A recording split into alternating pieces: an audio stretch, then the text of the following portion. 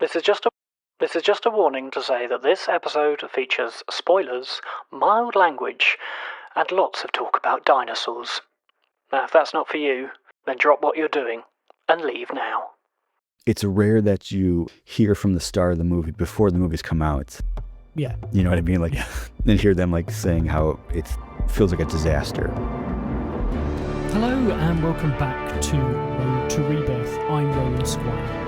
Each week in the lead up to Jurassic World Rebirth, I'm sitting down and chatting with a guest about an entry or aspect of the Jurassic saga.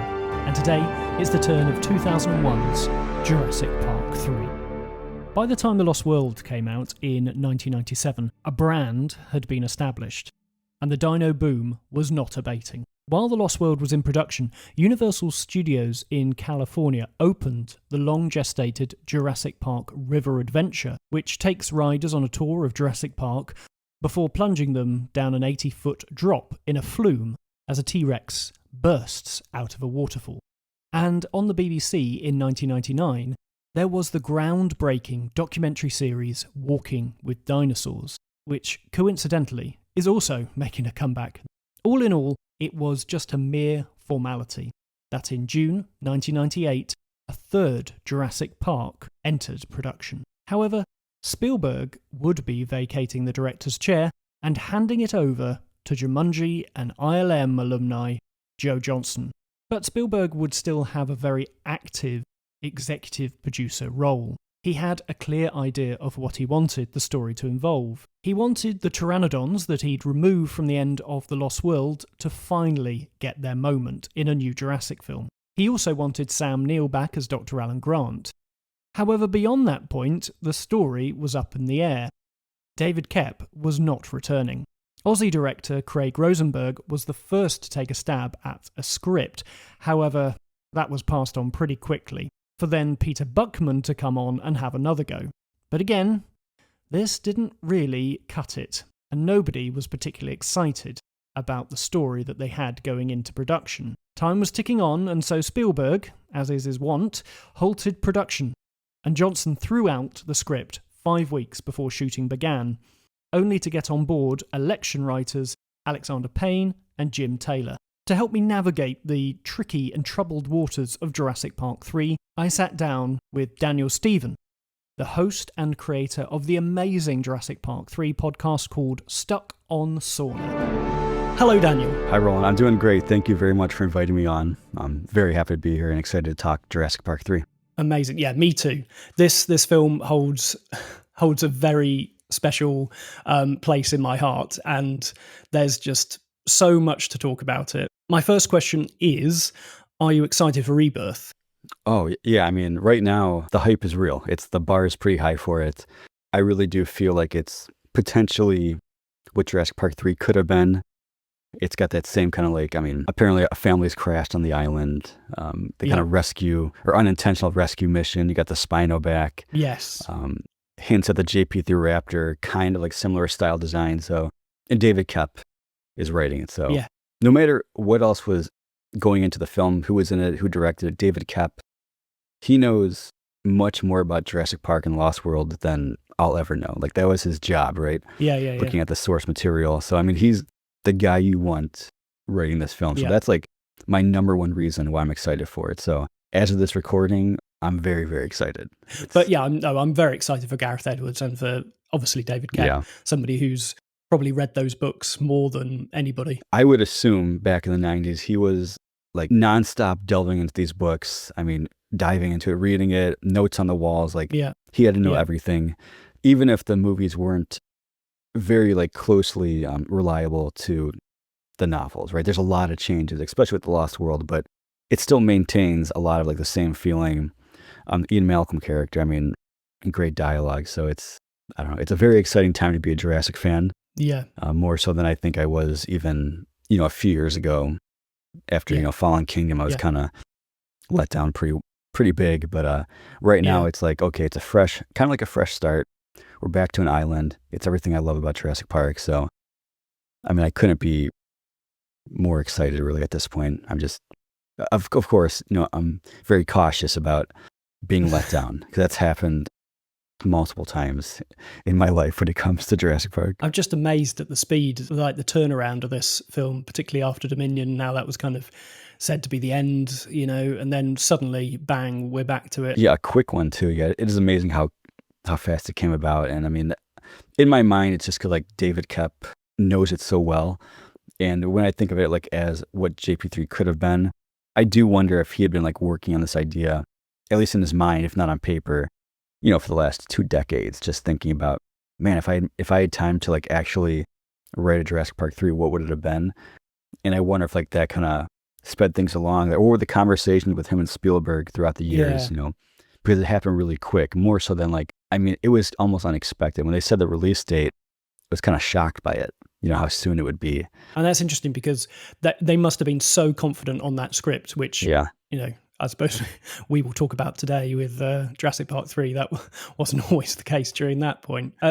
Today the mission is to try and get across all the kind of fun and slightly frantic behind-the-scenes stories from Jurassic Park 3. Might not be able to cover it all. This is just a taster. Yeah, let's do it. Daniel, do you mind setting us up by giving us a synopsis for Jurassic Park 3? Yeah, I mean, what's great about JP3 is a very simple, straightforward plot synopsis. I mean, our lovable Dr. Grant, the man who says he will never return to the island, is approached by a seemingly wealthy businessman named Paul Kirby, who offers him the opportunity for money to be a tour guide from the air over an airplane to go over Isla Sorna. But of course, Paul Kirby is not a wealthy businessman. He has different intentions. His son is on the island after a parasailing accident. And that's pretty much, I mean, chaos ensues when the plane crashes. I mean, that's what's kind of great about it. Like it's good and bad, obviously, right? But I mean, it's very simple. It's a rescue mission. They got to rescue the kid. That wasn't Grant's intention, but throughout the film, he goes from being done with dinosaurs, like the living InGen monsters, to having an appreciation for them, even though his student was almost killed. I don't know how else to describe the movie. It's No, that's great. That's amazing. Thank you. What was your memory of first seeing Jurassic Park 3? Yeah, the first time I saw it, I was actually like disappointed in it. Okay. And I don't know, I can remember like going into it, I was 13 years old in the summer of 2001. Mm-hmm. But I mean, I was counting down the days, going to Dan's JP3 page, rumors, pictures, everything. And my problem might have been like I had read the junior novelization before I saw the film. So that could have influenced it a little bit. Whereas like I should just watch the movie, because the novelization is like sometimes word for word, right? It's very faithful to... I've never actually read it, actually. Yeah, I mean, I think... Because some things are different. Not much, but like, as a kid, I read it and I saw the movie.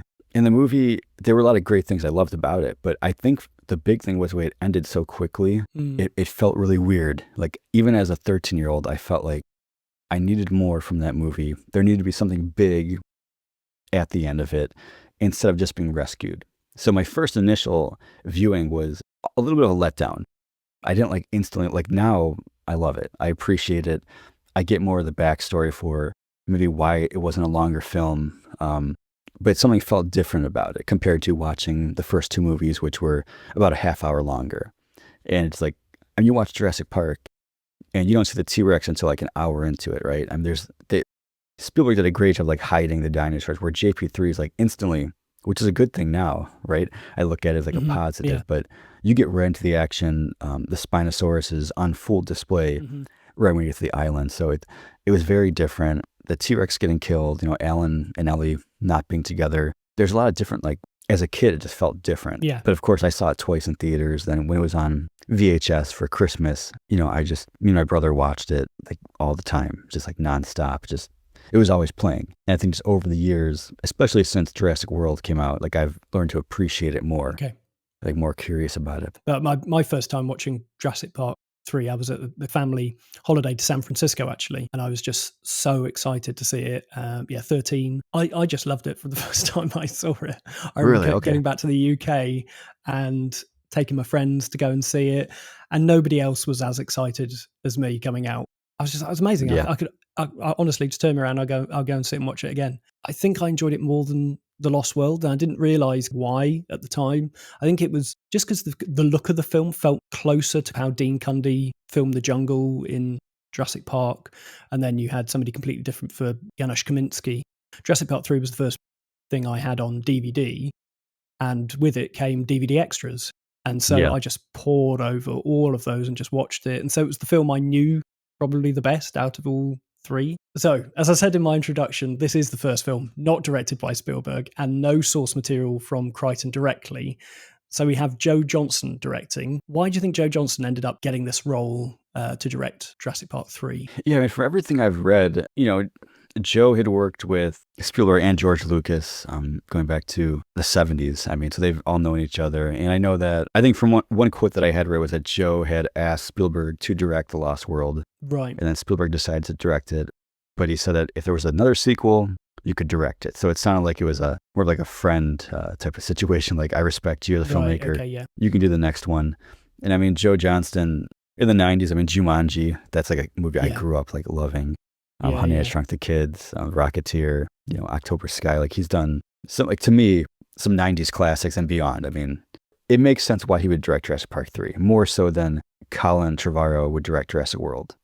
Like, as far as like experience and connections, that kind of thing, it makes sense. I love this. I read a story that Joe Johnston went on like a dig with paleontologist Jack Horner to get into character for the film. Yeah. And that's where they cooked up the idea for letting the T-Rex take a back seat and kind of finding something bigger and badder, I think. But what's your idea of the T-Rex being A, on the poster, and B, like the main antagonist of the film? I mean, I've always liked it. Even as a kid, I thought I wasn't some like diehard T-Rex fan. So I mean, when it died, it wasn't like devastating to me. I think the poster change was pretty cool. And I love the JP3 poster. I hate that they've taken the Spino off, I think, like the 4K release. I think they've changed it on some of them, which is kind of strange to me because I mean, it's one of the great things about JP3 is making changes and, trying something new. I mean, killing off the T-Rex, clearly, as we've had 6 films now, the T-Rex has been a hero quite often. Like, it's almost comical at this point if they try it again where the T-Rex is going to save the day at the end. The Spino makes sense. It makes sense for a good marketing, selling point for a third film. It's like, got to do something different. There's bigger dinosaurs. And yeah, I love that Joe was clearly interested in dinos, like wanted to know more. I mean, I can't say anymore if Colin did the same thing or not, but with Joe, like from everything I've read, even I think last year he spoke at the Museum of the Rockies. I think it was one of the museums that it was like some kind of fundraiser he was speaking at, which I would have loved to have gone, but the tickets were a little bit out of my price range. But I mean, he clearly still has an interest and a passion for dinosaurs, which is pretty cool. So I mean, I'm sure that might have played a little bit into Spielberg asking him or letting him do JP3. The thing of Crichton not coming back, do you know whether Crichton was consulted at all? That's a good question. I would think so, but I don't know for sure. I mean, I don't know if for sure. Okay, so we know David Koepp supposedly came up with the idea of a simple rescue mission. Yeah. Like just make it very simple. So I don't know if I'm getting confused where it was Koepp or if it was Crichton who was involved for a few days but couldn't like crack an idea, like think of a good idea for a third film. I should know that answer, but I don't. I feel like, I mean, because I feel like there must have been a conversation, surely, with the relationship that Spielberg and... Oh, I would assume he'd be, I mean, between him and David Koepp, they'd probably be the first two people you would talk to. Yeah. And I think one of the things, even as a 13-year-old who had read the novels, I was kind of surprised that Paul Kirby wasn't involved with Dodgson, like just having that kind of character. Like why wasn't he that same character? Yeah. Because you read the Lost World novel and it's like, okay, you're going to Isla Sorna, you're going to steal dinosaur eggs or whatever you need to take. Yeah. You'd probably want a dinosaur expert, right? So kidnapping Grant makes sense. Like that seems like the most obvious logical plot line for the film, but they never go there. No. Paul Kirby's just a guy. So I mean, I feel like if Crichton was involved, he probably like just use the Lost World plot, the plot that you threw out from the book, because the movie and the book are very different. Yeah. But there's so much in that book they could have used for JP3, and I feel like they were on the right track. Like they were getting there, right? I'm so curious to like if I haven't really thought much about that. How much was Crichton involved in it? Because I think if he was involved, even for a few days or a month, like I feel like he would have suggested more from the Lost World novel. Because it's a big, daunting job for Joe Johnston to take on. Spielberg's not he's going to be executive producing it. He's going to go off and do some other films, and you're going to be the one that's handling it. Yeah. And Michael Crichton now isn't going to be involved. You're like, oh my, yeah. How do I kind of navigate this mammoth film? Yeah, I mean, it's a good question. I do wonder if Joe Johnston signed on, like, did he think David Koepp was involved? Did he think Michael Crichton was involved? Yeah. Did he think Spielberg would be more available than he was? Because, I mean, what I've read, and I think most people know, like, there was a script in 1999 from Craig Rosenberg that was tossed out, and like, okay. I guess the question would be if they'd gone with that first script, or, I mean, because they didn't film until, I think, late summer into the fall of 2000, right? So it makes me now just think about this, like, if I could ask Joe Johnston questions, I'd be asking, when you signed on, what was the plan for did Spielberg give you a treatment or an outline and say, this is what I want? Or did he say, hey, you're going to have Michael Crichton working with you for the next 6 months? Was there anything like that? Because the idea of Joe Johnston, okay, you're on the film, do whatever you want. Koepp's not involved, Crichton's not involved. Spielberg, I'm working on a different film. Like, that'd be pretty stressful. Are you sure about that, right? Yeah, I bet. So that first script, is that the first script that we know of, the 1999 one? Yeah, so that's the one, if I'm recalling correctly, I think there's 2 different planes. Like, one plane crashed on the island. The second plane, there's like kids on one plane, parents on the other plane, something like that. And one plane crashes, and the other one, they try to rescue the family. There are storyboards available, which is a drastically different movie than JP3. Okay. The storyboards I've seen have the baryonyx, but they do have like that classic, like, sleeping baryonyx by the river, and they're rafting, kind of like from the novel. And Grant is there, but Grant has like a beard and long hair. And I don't know for sure if it gets very confusing, because I've read so many different like rumors or so many different like drafts. Yeah. I've not read this script. I can't find it, but okay. I think it was the JP Visual History might talk about this one a little bit. But I don't know if this is the one where they wanted Grant to be like living on the island. I'm not sure if that's how he gets involved. The kind of Robinson Crusoe thing. Because there's another script, the Peter Buckman from April 2000, where it ends with Grant staying on the island. The Craig Rosenberg script is kind of a mystery, but there are some storyboards out there. Definitely multiple teenagers on the island being chased by dinosaurs, and Grant's there. Yeah. And the Joe Johnston quote is something like, the script read like a bad episode of Friends. And so they tossed it out. And I'm pretty sure he was referring to this script. Because, I mean, there's nothing, as far as I know, it's completely like tossed out the window in 1999. Yeah. And then we get Peter Buckman, who's an unknown to me, really. He's done a couple. I'm trying to think the last time I looked at his IMDb. I'm drawing a blank, but he's done like a couple of movies. I don't think there's been anything like major releases in the past like 15 years. I don't know why. Same with Craig Rosenberg. I don't know what the big interest was in getting Rosenberg or Peter Buckman. There must have been some connection. Or maybe they just assumed like they would write the first draft and then they'd bring in somebody else would come out. Yeah, just to get them started. Right. Maybe, and that could be as simple as what it was. Peter Buckman, because Craig Rosenberg, I'm thinking summer into fall 99. And then the first draft I've seen from Peter Buckman was in April 2000. Right, okay. And that's where there's like the mainland investigation. There's like dinosaur attacks or something like that. And they're trying to like find out what's going on at that point. Okay. So it's very different. And it's very different than the final JP3 film. So it's... Yeah, I love the episode that you did of Stuck on Sorna with... Oh, good. You listened to it, yeah. So, yeah, I've listened to the series twice, actually. Oh, great. Yeah. Yeah, I mean, I think it was episode 7. I love doing that. And it brings a whole new life to the script. It does. And it's pretty out there in places. I wasn't expecting it to be as dark in places. There's lots of people die. Oh yeah, the stampede at the end. Yeah. Yeah, I mean, that came out of nowhere. Yeah, I was not expecting that. And that's something I'm sure, like, even if that script made it to the shooting, they might have been like, you can't kill off this character like that. You gotta.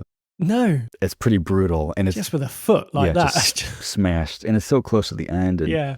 They're bombing the island, and dinosaurs exploding, and it's like, and then Grant's staying behind on the island. Like I like it because I think it's different. It's out there. And I like the idea of like a mainland investigation.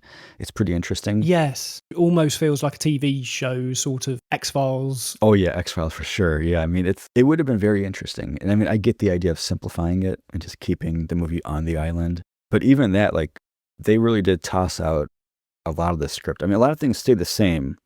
But I mean, there's no that dirt bike chase and I was going to talk about the dirt, but they have an obsession in Jurassic with motorbikes and dinosaurs. Yeah. They want raptors and motorbikes, but that is just so long. I just couldn't believe it just kept going. So we're out of the genetics lab, and then we're popping wheelies. Yeah. We're rushing around the complex, and then heading off into the jungle.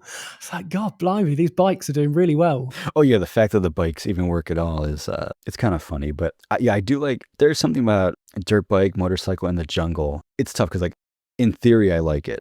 I love the idea of it. Yeah. Jurassic World, I think the motorcycle in the woods and the jungle, like, you know, it didn't work as well for me as the idea of reading JP3 where they're on dirt bikes and maybe on some trails. I don't know, but it is interesting. Spielberg clearly loved the idea and wouldn't give up on. Yeah. Like, we need more dirt bikes, more bikes. I'm trying to think what else was in that script that was kind of out there. I mean, a lot of it's just like small changes. I do like the Paul character and his son, that kind of relationship. Yeah. It's kind of an overused storyline. The father who works too much and doesn't have a great relationship with his son, but then by the end of the film, they're embracing, and it's like, it's simple. I like it. I also quite like the Grant aspect of that relationship as well. You know, in Jurassic Park, he's not okay with kids at all, and then learns to be good with kids by the end of it. And in that script, he is still great with kids, and he's teaching another, another father, how to relate to his children. Yeah, no, that makes sense. I also think that I like that Grant wants to go to the island. In the script, his goal is to set up like a research station on the island, which is pretty cool. He wants to go there. Like, that's his mission. And I mean, it leads to the ending with the script where he wants to stay behind. But in the movie, they did a 180. It's like, hates the island, hates the dinosaurs. Yeah. So I'm very curious, like, in the process, who made that decision to change it. It really changes everything about his character from the script to the movie. And I was wondering with that script, at what point the cast was actually brought on board. Was, William H. Macy and everything, because his character's called Paul Roby in that script. Do you think he was brought in and he thought he was playing that character? Oh, yeah, I would say 100%. I think when I talked to him, he said he had a script initially sent to him, but it was like in his mind, like the first draft, like episode 1, they not like, so I'm assuming, I think the timeline's something like, they had the Peter Buckman script that I read in my podcast is from April 2000, and it's only 50 pages. So it's kind of more like a treatment outline, but it has quite a bit of information in there. I've then read a script that's, I'm guessing from June, where it's that 50 pages extended to like 105 pages, but it's all the same storyline, just like more professional. I'm pretty sure it's Alexander Payne and Jim Taylor came on board, I'm guessing in July 2000, for about 6 weeks to rewrite it into the film that we know. And I like to think by then, William H. Macy was probably signed on. They would have had to be, surely, because they were just about to go in. I cannot imagine Joe Johnston's position of, you've got a cast of actors that you are going to be in charge of. You're the one that's, helming the ship. Yeah, I can't imagine. I mean, I think the only way it's probably, possible is, one, money, but also that it's Jurassic Park 3. And the first 2 films were so successful. Spielberg involved. And I mean, I think William H. Macy, Sam Neill, Taglioni, if they learn the script is tossed out, I'm sure they'd be like, that's very frustrating. It's the last thing an actor wants probably, but they're professionals, and you got to trust the studio at that point, because they're not going to let JP3, be a disaster, or so they, we're hoping. And what's your thoughts on the cast that we actually get here? Sam Neill coming back. Yeah, I mean, I'm all about Sam Neill coming back. And as a kid, I wasn't like a big Ian Malcolm fan. Like, him being in The Lost World, I think even like at first glance, his character's very different than the first time you saw him. I mean, he could basically be playing a whole different character. Alan Grant was the person, like, when I was a kid watching Jurassic Park, I wanted to be Alan Grant. So him being back at JP3, I think it's great. I mean, I always try to imagine, like, if Alan Grant was in The Lost World, would I have enjoyed it more? And the answer is yes, 100%. There's something about Sam Neill's presence on screen. I think with Jurassic Park 3, Sam Neill feels more comfortable as the character this time around. I mean, mainly probably because he's done it before. But Right. I think also he understands the comedy of the situation as well. And Sam Neill is really good at comedy and the kind of lovable grumpiness that he has throughout the film. What's your thoughts on on William H. Macy. And of course, you got to you got to interview him. I did. I was very lucky that I was able to track him down, it was incredible. I mean, I didn't expect that.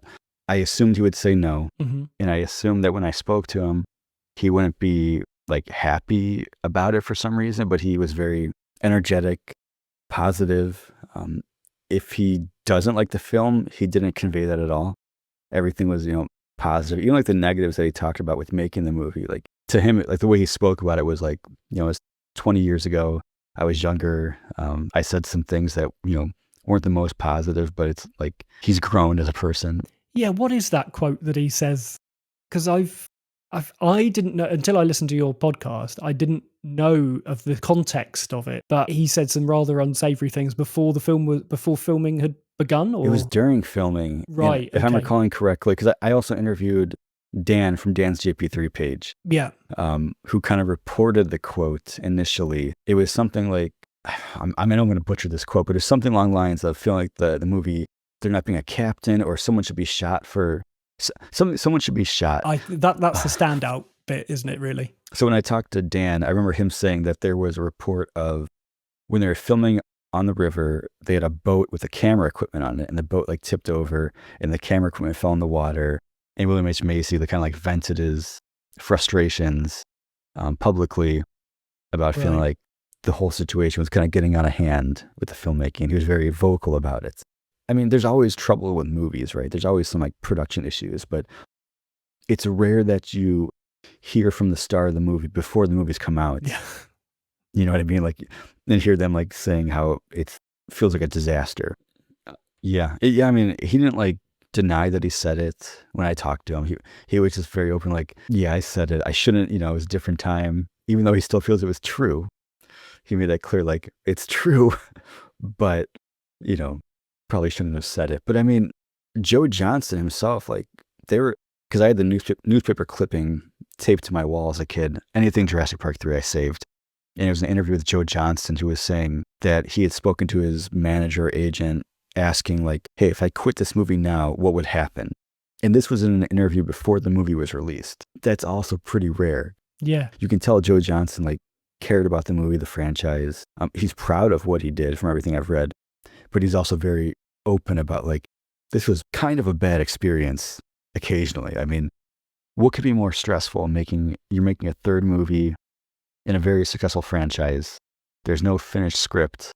You're showing up every day having to like make up dialogue or what we're going to shoot. I mean, that's a worst case scenario. Yeah. And so just before filming kind of started, a bit like Spielberg did with Jurassic Park, but for very different reasons, he shut down the production. Right. Yeah. I think it was when Alexander Payne and Jim Taylor came on board to rewrite Peter Buckman's script and to kind of simplify it into the simple rescue mission that we know. Because there's a script I've read that's from like September 1st, 2000, and it's pretty close to the JP3 we know, except for like the ending is a little bit different. It seemed like they always struggled with how to end the movie. But yeah, I mean, I think I would guess mid-July and August, from what I can tell, was like when the production was kind of like paused. And I'm sure it was kind of like, what are we doing?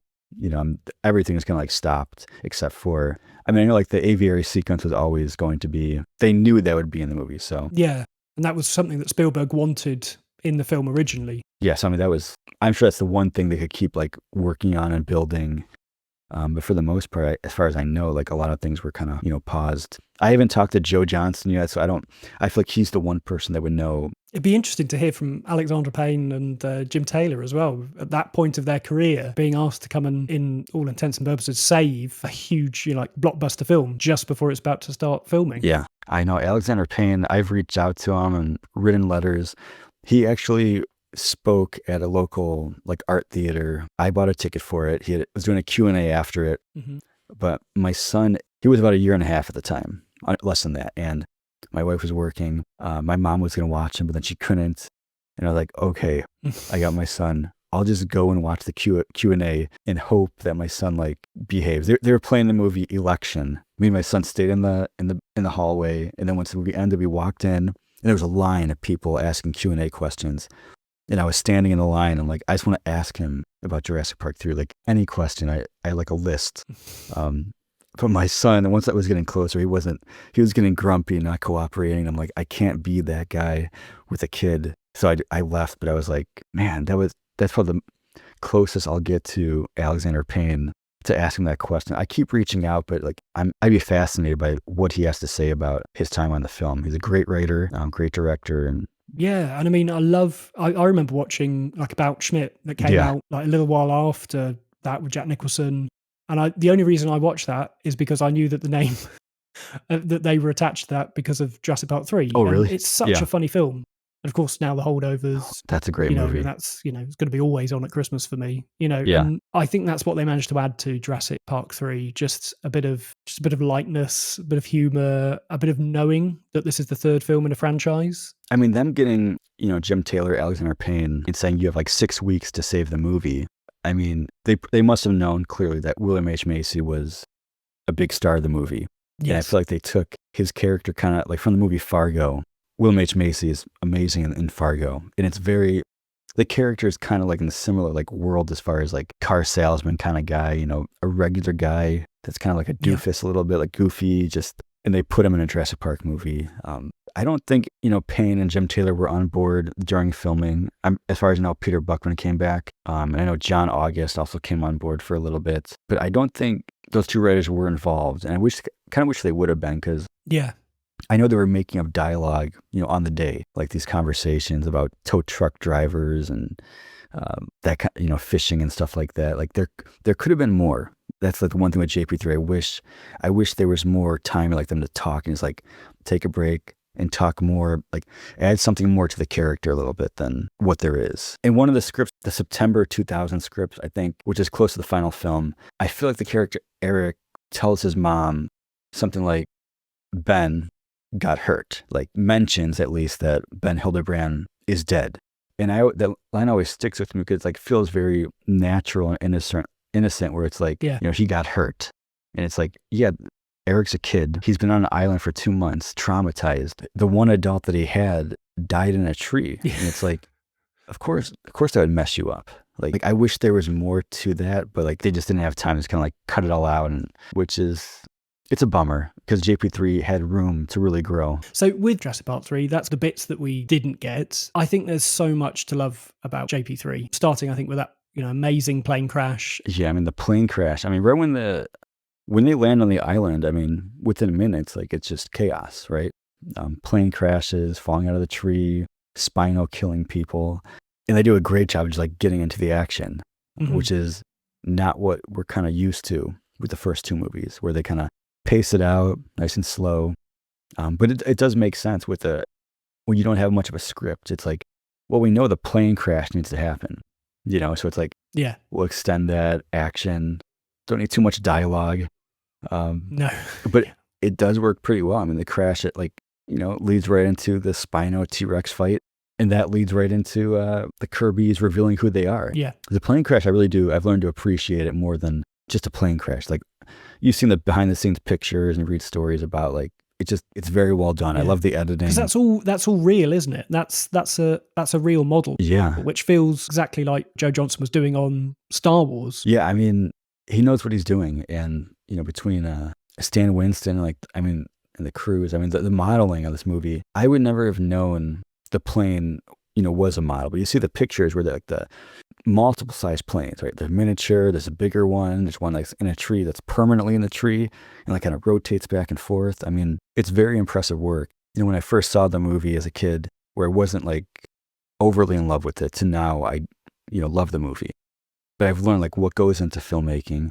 I get it. Like what we're watching on screen, CGI has taken over quite a bit. And this was still a lot of CGI in this movie, but also a lot of, practical effects. And that stuff I appreciate. If you see a practical effect or like models and miniature buildings and sets, it's like, it's impressive now. And it's like, I get it because it looks more real. It's a fun opening. And then did you ever get the controversy between the T-Rex and the Spino fight? Not really. I mean, it's funny. Like it's always, if you go on Twitter, Instagram, like there's so many different like memes or people like, I don't know. I mean, I never thought much about it. No. I mean, I like the T-Rex, but it didn't mean anything to me, like compared to the characters. So seeing the T-Rex die, like I get it now, as in like that was a a big deal for the franchise because they wouldn't do that.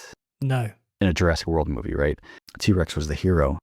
So it's like I have a lot of respect for JP3 to change it up and not just be like, yeah. I mean, they could have ignored the T-Rex completely, just not put it on screen. Yeah. And just have the Spino, but like, no, we're going to kill it. And then to have an editing gag of when the Spinosaurus moves its head and then it cuts to Grant having just punched Paul Kirby in the face. I think that's where you can see like Joe Johnston really shine in those moments, because that's his vision for how this film is going to be. What's funny about that is, to me, like as a kid, even after I'd seen it like many times, it goes from like the T-Rex like falls, yeah, and then Kirby gets punched, but it's kind of like you hear the sound and he's like falling back like that, and then Mrs. Kirby's like, hey, wait, no, please don't wait. As a kid, for some reason, I always thought she was talking to the Spino, yeah, the T-Rex. I mean, like, oh, come on, please don't, yeah. like, don't fight, that kind of thing. I think that's there too. Even when Grant gets knocked out on the plane, yes, by Cooper, you don't see it. It's just like his eyes close, like the shot on Kirby, and like it fades to black, and Kirby's reaction, the ooh, and it's weird, it's funny, but it's like, it's a very unique way of shooting it, because it would never cross my mind to be like, are we going to shoot it, but keep it on Paul Kirby, have him make a face, and like have it fade to black. Like there's some unique filmmaking decisions that very much make it like a Joe Johnston movie. I don't think everyone would pick up on it, but like it's a subtle comedy. Yes. That's there. It's different because it's a very different thing to see Cooper come up and elbow him in the back of the head. That's a very different thing. It's more fitting to the kind of Amblin sort of world that, Spielberg created. It's grown on me quite a bit. Yeah. And so after all this, they go back to the crash site. Then they find Ben's skeleton in the parachute. And I love the raptor eggs and the nest sequence. It's just so much fun, that bit, and kind of Grant's reaction to it all. Yeah. One of my favorite shots that, Grant like popping up, like rising into the shot, and like, he's afraid. Yeah. Like our hero is afraid, and like, it's just like getting serious now. It's like, one of my favorite parts of the movie. Plus, really well, I think, to me, they did a good job most of the time of filming on location in a jungle, then going to a set jungle. And like in that scene, it matches pretty well. It's very convincing. I mean, at least when I was a 13-year-old, I assumed everything was in the jungle, and it's like, as you're older, you catch some things, and it's like, oh, okay, probably a set. But for the most part, sometimes it's flawless. It's very well done. I remember actually that scene as a 13-year-old boy watching it, and the audience in the cinema, when it pans to the different eggs, it had a reaction on the audience I was seeing it with. Oh, really? That's pretty cool. Yeah, they're all oohs and ahs of like, because they understood what that was and what that meant because of what they'd seen in Jurassic Park and Lost World. So it had the desired effect. I mean, that's when audiences knew that raptors were scary, right? Yeah. They were the bad guys. So it's like, we've kind of been reconditioned to know that raptors they're friendly. Blue's our buddy. A lot has changed in the past 20 years. And then that leads to my favorite set of the whole thing, which is the abandoned genetics lab. And I wish we had more time here. Yeah, a lot of potential too. I mean, this is where they could have been going through different rooms or learning about what InGen was doing or still doing. Like that would have been pretty fantastic. I mean, there's a lot of potential. They could have stumbled upon, somebody else that had been left behind by InGen, some worker. Who knows? Like you could go like 10 different directions if you had more time to like really plan it out. Yeah. What they would find in the lab, because it's the most interesting part. Definitely. I mean, there's like that mystery of what's going on the island. They don't really fully answer. Like the Spino wasn't on the list. No. Okay, we don't learn why or what's going on. It's like, as a viewer, we can think about it. And this would have been the one chance to really get into it and answer those questions. But even as it is, like, it's a lot of fun. I love abandoned buildings in movies. That's out of Jurassic Park movies. I wish, like, even Jurassic World, going back to the visitor center in Jurassic World, like, I wanted a whole movie like that. Definitely. And I just love that the fact of the raptors, running through these corridors, and actually throughout the whole film, just how alive the dinosaurs feel. The blending of the ILM dinosaurs and Stan Winston's ones. For me, it's seamless how they go from each other. It's more so than the previous films. I think this one, they're really working in tandem. Yeah, I mean, JP3 still holds up in quite a few areas, and one of them is going from CGI raptors to animatronics to people in suits, like wearing the raptor outfits. Yeah. I mean, you're going from like a shot that has CGI and animatronics or a person in a suit, and it's very convincing. Yep. Like they knew what they were doing, and that's the one thing like Jurassic World mostly, stood out to me was the raptor just looked different and not in a good way. Yep. There was something that was done differently. It looked different. It doesn't hold up. But JP3 from, 24 years ago, the raptors are beautiful, like very well done. Such a shame because there's a clear evolution between Jurassic Park and Jurassic Park 3 where those teams, they invented this technology back then, or this partnership in Jurassic Park. And then by the time they get to Jurassic Park 3, it feels like the relationship's really strong.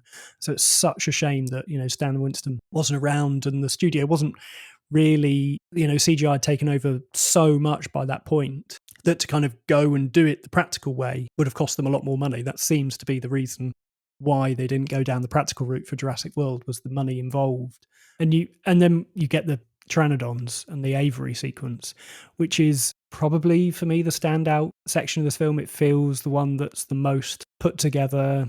I think the production design again is amazing. Yeah, I mean, from what I've seen from talking to some of the crew and the cast, I mean, and you can find pictures on various Jurassic Park fan sites or on Instagram of like the way they built the canyon at the studio. I mean, like physically built canyon walls, which is pretty impressive. And I mean, adding the CGI to it, I agree. It's very impressive. It's the standout part of the movie. I mean, it goes up with it's up there with any like the T-Rex breakout in Jurassic Park 1. Like to me, it's so well done, beginning to end, and visually, everything. Like this is the reason to make Jurassic Park 3, right? The reason to keep like, no matter all the challenges, like the aviary sequence, we have to bring it to the screen because everything is so well done. The suspense, like the lead up to it, to Grant realizing they're in a birdcage. I mean, there's not many like better moments in the franchise where like a character realizes they're in like serious trouble. That's like as a viewer what we want. And the suspense and the music, the sound design in that whole sequence, the flapping and like the rattling, the catwalk and the metal shaking. Yeah. Everything comes together in that. The behind the scenes, everything I've seen, it's like, it's impressive, but it doesn't look like the final product. The final product, like once you add in the CGI or more fog and the darkness, like it takes on a whole new life. I would love to, if I could go back in time and walk that set, because I mean, the scale of it is just impressive. And it's impressive that out of what they built, they could make a whole sequence. I mean, they add in like, I'm sure a lot of blue screen stuff and CGI, but it's very, very convincing that it takes place over, a good amount of space in this canyon. Yeah, it feels like a real location.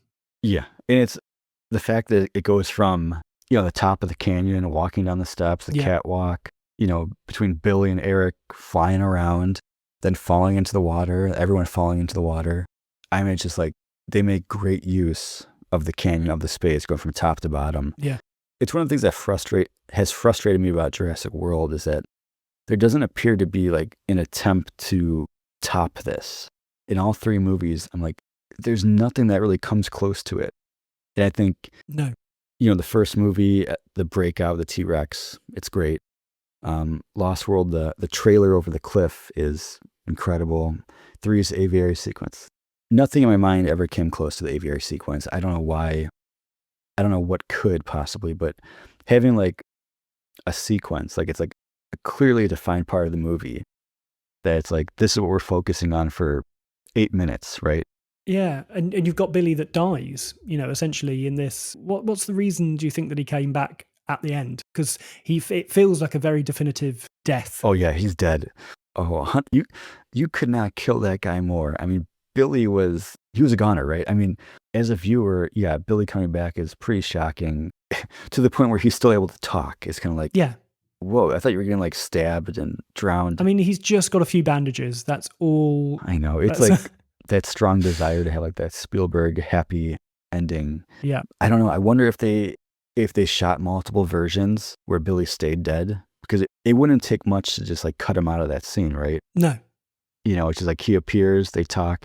He's got the hat. I guess the hat might be the one thing. He's got the hat, yeah, which is the big thing. Yeah, I don't know. I mean, maybe he could have written a note which said, "I'm sorry for the eggs, but I've saved your hat." Or the military found the hat. Yeah, I mean, yeah, I don't know. It is weird that he stayed alive. I assume they shot multiple ways, and maybe some kind of like studio test audience or executive said, "You can't kill off Billy. If we make a fourth movie," like he's the younger generation. Although I don't think he wanted to be in a fourth one. It didn't sound like it, but I mean, I'm sure you've seen like the pictures from the video game that was canceled, where it's like Billy with the raptor. I mean, I don't know why I like that he's alive because I always wanted him to be in the next movie. I like Billy, but on screen he should have died. We get the river sequence, which is sort of their way of putting the lagoon bit from the book in, but not quite. I think the strongest parts of this film are obviously the bits that they worked on the most while the script was being, tossed from pillar to post and all different writers coming on board, Stan Winston and the storyboard artists and everybody, they were working hard. It's interesting, the cutting between Barney. Oh, I don't like it. I mean, I get the comedy of it, but it's right up there with, like in The Lost World, the trailer over the cliff scene is nearly perfect. And there's that one line about apple turnovers from McDonald's or something. Oh, yeah. And I'm like, I really hate that line. I don't know why. It's just more like, I want to be scared for these characters. I don't want them making jokes about ordering fast food. Like, I don't want to be taken out of the scene. And when you watch JP3 with Barney, that's the best way to take somebody out, is to not only make like intercut with comedy, but a real life character that we all know and we all have our thoughts on Barney. And as a 13-year-old, Barney's not cool, right? No. At least it wasn't to me. So, I mean, when you cut back and forth, it's like, oh, it just felt weird. It still feels weird. I get the comedy of it. And I mean, I'm curious, like, I still don't know who put that into the script exactly, or if it was added later. If I would go back in time and they're editing the movie, I would say, hey, you don't need to show so much Barney. Maybe cut it back or skip it. And I'm sure at the idea, it was probably very simple. Like, Charlie's watching TV, and maybe on the day they go to film, they're like, hey, what if he's watching Barney? Wouldn't that be funny? And like, yeah, I could see that being funny, but it's very much like a focus. Like you see it's Barney, and it's like, okay, I get what they're doing. Lovable dinosaur. Oh, they're getting killed by a dinosaur. Yeah. I don't know. It's not the best moment. How about that? No. But besides that, it's all pretty great. It's great, yeah. And I do love the raptor sequence, which seems to be present in quite a few of the scripts. But this is the end of the film. This is the climax. This is the equivalent of the T-Rex coming into the visitor center. I didn't know it was supposed to. Like, I didn't know this is the big showdown, like at the end, like the raptor, the egg handoff. Like, and I mean, still watching to this day, it's like, this is like they hand the eggs back. It should be a nice pause. Everything's good. Oh, there's somebody on the beach. The military is here. Okay.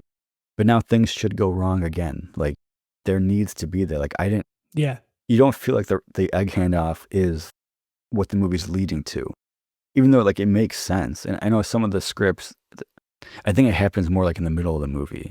But I mean, visually it's beautiful. I like that, Amanda Kirby takes charge, like to hand the egg back. Like, she wants to be the leader. I think that's great. Yeah. And I think it's also like symbolic, with the egg and the mom raptor and the mother losing her son. Like, yeah.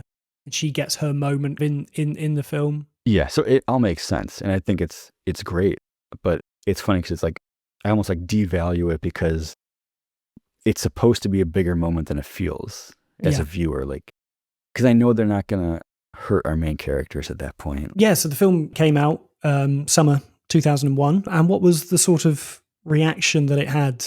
Yeah, I mean, I think critics were kind of mixed on it. I know I've read some reviews where it was kind of like, it's a nice change of pace from the previous two, where the two felt like longer than they should have been. Whereas I think most people didn't love it. And I think fans too, I mean, including myself at first, it didn't make as much as the other two films, but, it had a lot of competition for one. Yeah. Not to mention it was also a third movie, but I mean, it had week after week. At the following week was, I think, Planet of the Apes. And then it had Rush Hour 2, then American Pie 2. It was some heavy competition. Yeah. That those movies were making money. I mean, I think Planet of the Apes made like almost 70 million opening weekend. It was 70 million, 24 years ago. That's massive. Was pretty significant. And I think Rush Hour 2 did like almost the same thing. And it's like, you need to be a really great movie to survive that kind of competition. And Jurassic Park 3 definitely divided people. Yeah. I know it still like divides fans to this day. People seem to enjoy it more, but at the time, it was not looked upon as an entry that was as good as the first two, or at least the first one. I mean, so I'm glad that it's kind of come around to where people appreciate it more, but at the time, not so much. No, I feel like I've spent most of my time defending Jurassic Park 3, and that seems to have changed in the past couple of years. People are finally coming around to the joy of Jurassic Park 3. And another thing that I've always really liked about the film is the score, because again, Don Davis had a lot of pressure on him to create a score out of John Williams's amazing score for the past two films. Yeah, I mean, I like it. I bought the soundtrack. I probably got it as like a gift in 2001, probably for Christmas, but I mean, I think it's great. I think it's very strong. Yeah, I mean, it's the same thing with somebody stepping in for Spielberg, stepping in for John Williams. That's a lot of pressure and a lot you have to live up to. And I think using some of the classic moments from John Williams, previous scores, it works, but adding on to it, I mean, the aviary sequence, like the music, the reveal of the Pteranodon, just like the music, it sticks with me. I think it's underappreciated, that's for sure. And that's another person I would love to talk to, Don Davis. I mean, I can't imagine what that's like stepping in for someone, like John Williams. And he was suggested, I think, by John Williams to take on the role. I think. Was he? But I listened to that CD hundreds of times. The Randy Newman track. As a kid, I always thought it was kind of funny, like so random to have the song from the bar on the soundtrack. I appreciate it now more. I think it's great. I love the song. It's the time of music on soundtracks, and they thought even Jurassic Park 3 has got to have at least one track. Yeah, plus, I mean, the CD you could put into your computer drive and watch the trailer and some behind-the-scenes stuff. So as a kid, I loved it. I mean, I still listen to the soundtrack. So yeah, I was wondering, your podcast, Stuck on Sorna, what was the production history? How long were you in production for making that series? You spoke to, it feels like hundreds of people. Yeah, quite a few. And some, didn't even make it into the podcast, where I couldn't fit it into the conversation somehow.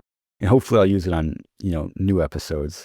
But yeah, I mean, I started interviewing in 2018, and I talked to the editor, Robert Dalva. And at first I emailed him, he emailed back, and it was a struggle to get him to agree to a phone call. Like, he just wanted to email back and forth. Okay. I'm very polite. And that was literally just recording my phone on speakerphone. It's 2018. I wanted to do a Skype call at the time, but he was an older gentleman. He's since passed away. The technology thing, it just wasn't working. It's if this was 2020, during COVID, everybody's using Zoom. They were very different. Yeah. But in 2018, we did the phone call. So interviewed him, reached out to a lot of people. But I mean, I think it was just tough to get started because I didn't have anything to say or show anybody. So it really wasn't until probably 2020, late 2020, where I really had time to reach out to more people. And I think more people had free time that they could, agree to let me interview them. Yeah. In 2021, in July, I released the first episode. And I really thought I would just be releasing an episode where each episode would be an interview with somebody, just very basic, straightforward. Yeah. But then people were talking about the same thing, or, sharing the same stories about different parts of the film. So they're editing it together that way. And I realized it'd be a bigger project than I expected. Yeah. My goal was something very simple, just release some interviews. And then I started editing them together, and it was just, it kind of took over my life for a little bit, after work and into the night. Whereas right now I've been interviewing off and on people for episodes I'm going to release next summer for the 25th anniversary.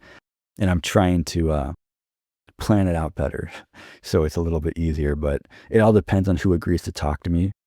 It's fantastic, I think. And I think these things are really important for getting particularly what you've done, because that film didn't have the kind of love that Universal gave to Jurassic Park and The Lost World. There wasn't a making of book. I think, what you've managed to do is capture a bit of production history. And, I think that's incredibly important, because as you say, the editor's now passed away, and this is his, contribution. If you hadn't have reached out to him, we wouldn't have had that conversation with that, right. Person about his history of making that film. So yeah, I think it's an amazing listen, and I appreciate the kind words, and yeah, I do wish there was more official JP3 love from Universal, but it definitely feels forgotten a little bit. Yeah, I'd just like to say thank you so much for joining me today. I think it's been really great, and I can't wait to hear what you've got coming for the 25th anniversary. Yeah, that's my goal. So that's what I'm working towards, but we'll see. Yeah, hopefully I'll get some good people to be interviewed, but I mean, it's still, I'm constantly reaching out to people and hoping some of the bigger people in the production will respond, but we'll see. Fingers crossed. So I appreciate you listening, and thank you for interviewing me and talking to me about JP3, because I love JP3 and Jurassic Park, and I'm glad you thought of me for this episode. My big thanks to Daniel for that conversation. He is just so knowledgeable and passionate about this film, and it really does come across in his Stuck on Sorna podcast. And I think it's a podcast that's not just for JP3 fans. I think it's a podcast for film fans. Go and follow him on Instagram at StuckOnSorna. Up on this feed, I've got a bonus episode coming out this Friday as I take a break from looking at the films in the series.